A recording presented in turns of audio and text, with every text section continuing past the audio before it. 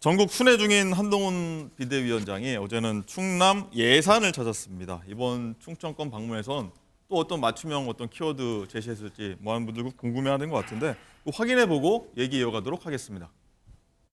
대전 충남 동료 여러분, 대전은 우리 당에게 언제나 역전 승리의 상징이었습니다. 그거 아시죠? 충북민이 원하는 박력 있고 정교한 정책을 만들고 실천해서 우리 충북의 동료 시민들에게 정말 사랑받아 봅시다. 어릴 적에 충청인으로 살았습니다. 서울에 와서도 충청인의 마음으로 살았죠. 제가 이렇게 말이 빨라진 것은 사실 원래 제가 충청도 사투리를 썼었는데 서울 와서 일부러 그걸 좀 서울말 따라 하다 보니까 말이 오히려 좀 더 빨라졌습니다. 그렇지만 제가 커가면서 제 인성이나 제 태도나 제 예의나 이런 부분들은 모두 충청인의 마음으로부터 배운 겁니다. 충청도 사투리까지 썼었다 이런 얘기까지 밝혔는데 이번이 충청권 네 번째 방문입니다. 보니까 대전, 청주, 단양, 예산 저희가 매주 소개해드리는 기억이 나는데 충청권에 이렇게 공을 들이는 이유가 뭐라고 보십니까? 지금 이제 두 가지 점에서 충청이 중요한 게요. 네. 일단 이제 충청도 배지 의석 자체가 중요하죠. 대전하고 이제 충남 충북하면 전라도하고 이게 비슷할 겁니다. 따라서 이제 그 자체 의석도 중요한데 네. 문제는 이제 그 수도권에도 충청표가 많아요. 호남표 원래 수도권도 토박이보다는 지역에서 올라온 분이 많잖아요. 그렇죠. 그래서 이제 공을 들이는 거고 또 이제 그 한동훈 위원장이 이제 개인적으로는 충청권에 인연이 많은 게 네. 어릴 때 이제 자랐던 데죠. 청주에서 이제 유치원도 다니고 그다음에 그 성당에서 복사 예. 신부님 보좌는 이것도 하고 이런 데 개인적 인연이 있기 때문에 여러 번 방문하면서 저는 이번 선거는 결국 스윙보트 이번 선거는 이제 충청이 좌우한다 이렇게 저도 보고 있습니다. 예. 스윙보터 충청이 좌우한다 말씀하셨는데 박지원 부원장님 말씀대로 이제 스윙보터 중도로 불리는 어떤 표권 있을 거고 그리고 킹메이커라고도 사실 불립니다. 충청권이 한동훈 위원장 이번에 4번 내려가면서 많이 잡았다고 좀 보십니까? 이런 언사로 지역의 민심이 움직였다 이러면은 우리 정치 수준이 굉장히 떨어졌다는 뜻이에요.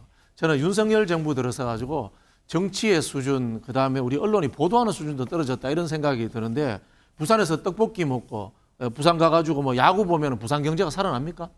그렇지 않습니까? 충청도 아니 충청도에서 태어나고 그러면 앞으로 정치해야 되는 사람은 어릴 때 학교 한 7, 8번 그럼 전학 다녀야 됩니까? 제가 봤을 때 이거 수준이 거의 삼김시대 초반 정치 수준이에요.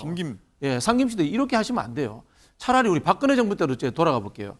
창조경제, 민주당이 비판도 했습니다만 뭔가 나라를 살리겠다, 경제를 활성화하겠다. 이 주제가 있어요. 소득 성장 주제가 있어요. 비판을 하든 않든. 그런 거 전혀 하나 없이 가십성, 해프닝성 이런 이벤트 가지고 표 달라고 하면은 이게 무슨 제대로 된 정치겠습니까, 솔직히. 전정욱 변호사님 일단은 효과가 없다고 박지원 부원장은 말씀하시는데 어떤 지역 맞춤형 전략 2년을 강조하면서 각 지역 지지자들한테 좀 어필 많이 하고 있지 않습니까? 반대로 좀 먹히고 있다고 보십니까? 어떠십니까? 저는 상당히 먹히고 있는 거예요. 지금 이제 여론조사는 언급하면 안 되니까 안 하더라도 상당히 그 이재명 대표는 이제 대선 때 47%가 넘었죠. 그런데 그 많은 지지율은 누가 다 까먹었을까? 그 지지율 다 어디 갔냐 말이에요. 요즘 이게 거의 반토막이 가깝잖아요. 그런데 한동훈 위원장하고 거의 엇비쌀 정도 언급은 제가 안 하더라도 예. 이 정도까지 간 거는 상당히 먹히고 있다. 이런 데 뜻이고요. 이게 저는 누구 때문이냐? 바로 이제 추미애 장관 때문이죠. 왜냐하면 한동훈 위원장의 생물학적으로 보면 강원도, 춘천, 그다음에 청주, 그리고 이제 서울 강남이죠. 예. 근데 문제는 바로 추미애 장관이 기항을 4번 보낸 거예요. 기항 가면 이게 중요한 연고가 돼요. 다산 정약용은 강신에 기항 가서 불멸의 업적을 남겼죠. 예. 추사 김정희는 제주에 기항 가서 남겼어요. 한동훈 우리 위원장 부산에 기항 갔다가 그다음에 용인 갔다가 그리고 이제 진천 갔다가 일산까지 갔지 않습니까?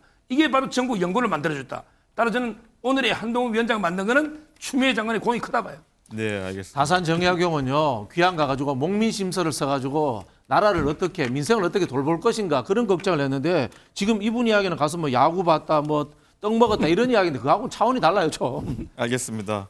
장가 기자, 한동훈 비대위원장이 또 민주당 공격도 뭐 공세를 계속 이어갔어요. 그 얘기도 해보시죠. 네, 우선 오늘 오전에 국민의힘 비대위 회의가 있었는데요. 여기서 한동훈 의원 발언부터 들어보시죠. 과거의 민주당이었다면 제가 불체포 특권의 포기, 금고형 이상의 재판 확정 시 세비 반납 같은 구체적이고 실질적인 정치개혁을 실천하겠다고 먼저 제시했을 때 지금처럼 피하고 억지 쓰고 반대하지 않고 오히려 우리보다 더 개혁적이고 더 과감한 정치개혁안 특권 포기안을 내놓으며 우리와 경쟁했을 겁니다. 그게 동료 시민을 위한, 국민을 위한 정치 아닙니까? 우리는 계속해서 정치개혁 특권 포기하겠습니다.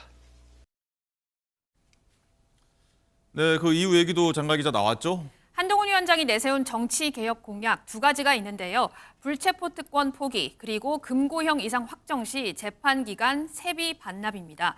한 위원장은 민주당이 이거 받을 거냐 말 거냐, 민주당은 이재명 대표를 보호해야 하니까 절대 못하겠지만 국민의힘이 먼저 실천하겠다, 이렇게 언급을 했습니다. 네. 홍익표 민주당 원내대표는 그러면 검사도 피고인이 무죄되면 검사 월급 반납하겠느냐라고 언급을 했는데요. 자, 이 얘기입니다. 피고인 무죄 시 검사 월급 반납하느냐, 이런 홍익표 민주당 원내대표가 발언을 했는데 여기에 대해서 한동훈 또 위원장이 좀 반박을 했습니다. 박지영 부원장님, 요 한동훈 위원장의 발언 맞받아치는 관계입니다. 지금 민주당하고 어떻게 드셨습니까?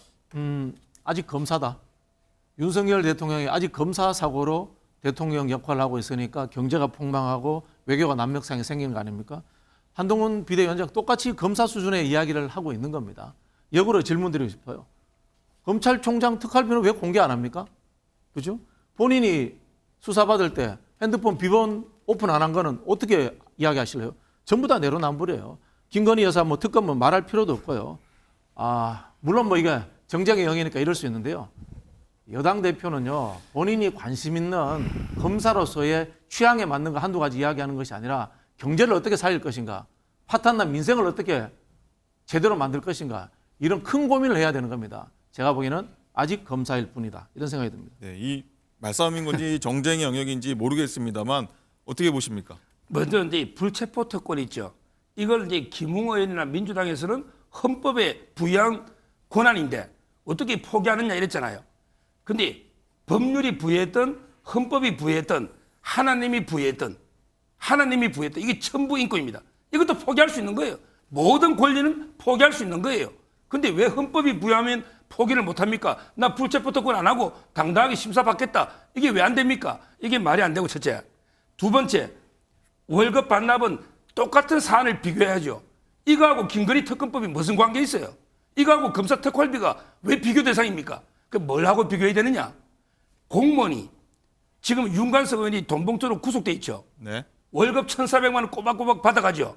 그러면 이게 공무원이 똑같이 구속돼 있으면 월급을 얼마 줄까요? 즉 80%까지 감액합니다. 이게 국회에서 만든 법이에요. 공무원이 구속되면 월급 80% 감액, 국회의원은 구속돼도 월급 전액 지급. 이거하고 비교해야 되잖아요.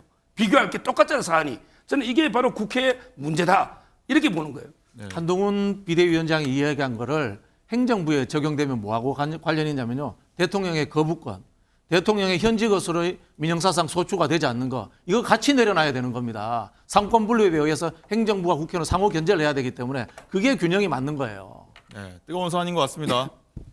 장관 기자, 한동훈 위원장이 또 뇌물 및 불법 정치자금 혐의로 기소된 이 민주당 노웅래 의원 관련해서 민주당에서 공천 적격 판정 받은 것도 일단 거론을 하더라고요. 그렇습니다. 지난 2022년 말에요. 한동훈 당시 법무부 장관이 뇌물수수 혐의를 받는 노웅래 의원의 체포 동의안 표결에 앞서서 노웅래 의원 목소리, 돈봉투 부스럭거리는 소리까지 다 있다라고 녹음돼 있다, 이렇게 언급을 한 바 있습니다. 노웅래 의원은 2020년 사업가로부터 청탁 명목으로 수천만 원을 받은 혐의로 재판을 받고 있는 상황인데요. 예. 이에 대해서 노웅래 의원은 돈봉투 부스럭 이거 다 조작이라고 했고, 민주당에서도 한동훈 당시 장관을 맹비난했었는데, 최근 한 보도에 따르면 노 의원 측이 돈봉투 소리가 녹음된 당일 돈을 받은 것 맞다는 취지의 의견서를 법원에 냈다 이렇게 보도를 했거든요. 이에 대해서 한동훈 위원장이 민주당을 비꼬았습니다. 목소리 들어보시죠. 뭐저 이상한 소리가 자꾸 들리는데 이 김남국 의원 돈봉투 받는 소리 같은 아니 우리 김성환 의원께서 김남국 의원한테 돈봉투 전달하는 소리가 오시락거리는 소리. 아까부터요. 네, 참 뭐 좋은 일 없는 일입니다. 민주당의 최고위원회 회의에서 이재명 대표와 김남국 의원이 시트콤 비슷한 걸 했었죠. 돈봉투 부스럭 어쩌고 하면서요. 그런데 정작 노웅래 의원은 그 부스럭거리는 시기에 돈을 받은 건 맞다고 본인 스스로 법원에 제출했고요. 그런데 그럼에도 불구하고 민주당은 노웅래 의원을 공천 적격이라고 얘기했고요. 박지원 본자님, 일단은 방금 어제 얘기한 겁니다. 한동훈 위원장이 얘기한 건데 노웅래 의원의 공천 적격 판정이 오히려 정치 개혁이 필요한 거 아니냐 이거만 봐도 어떻게 보십니까? 글쎄요, 뭐 결론이 나봐야 알겠죠. 수사를 해봐야 아는 상황이다. 뭐 이렇게밖에 말씀드릴 수 없고요. 사실 한동훈 비대위원장도 뭐 손준성 고발 사주 의혹이나 여러 가지로 고소고발 당해 있습니다. 고소고발 당한 것만으로 정치를 해서는 안 된다. 이렇게 이야기하면 그거는 저는 본인에게도 적용되지 않을까 이런 생각이 들고요. 부스럭 이야기도 본인이 제일 먼저 꺼낸 이야기예요. 본인이 먼저 제일 꺼낸 이야기인데 뭐 저는 이런 것들에 대해서 잘잘못을 따지기 전에 정치권에 처음 들어오시는 분으로서 본인이 여의도 문법 쓰지 않겠다 이렇게 이야기했는데 여의도식의 말장난을 통한 논쟁, 서로 간의 정쟁을 높이는 것에 오히려 굉장히 즐거워하고 깊숙이 들어오고 있지 않나 그런 생각이 드네요. 적응력 하나는 굉장히 빠르시네요. 원래 뭐 검사들도 뭐 정치 잘한다라고 뭐 들었습니다만 참. 네, 알겠습니다. 또 이 얘기도 있습니다. 이 노웅래 의원은요, 일단 돈 받은 게 맞지만 뇌물이 아닌 정치 후원금이다. 뭐 이런 취지의 입장문을 법원에 제출했는데 여기에 대해서 하태경 의원이요, 민주당의 공천 기준은 친명 횡재, 비명 행사냐 이렇게 비꼬기도 했는데 서정욱 변호사님 여기에 대해서는 또 어떻게 들으셨습니까? 지금 이제 윤관석 의원도 돈봉투는 뿌리는데 100만 원 들어 있었다. 액수줄이죠. 노웅래 의원들이 1000만 원 받은 게 녹취록에 분명한데 500만 원 받았는데 영수증 처리 못했다. 이렇게 줄이는데 횟수가 5번에 걸쳐 6천만 원이고요. 그다음에 저는 그걸 떠나서 노웅래 의원이 압수수색 중에 현금이 3억 나왔거든요. 근데 이걸 뭐 아버님 조의금이다 모아놨다 했잖아요. 근데 아버님이 2014년에 돌아가셨어요. 그럼 이게 몇 년입니까? 9년? 7, 8년? 그럼 이게 장롱이 이자 줍니까? 어떻게 그걸 은행에 안 줬고 그리고 신고재산에 현금 3억 신고했습니까? 이것만 봐도 이게 부적격이에요. 알겠습니다.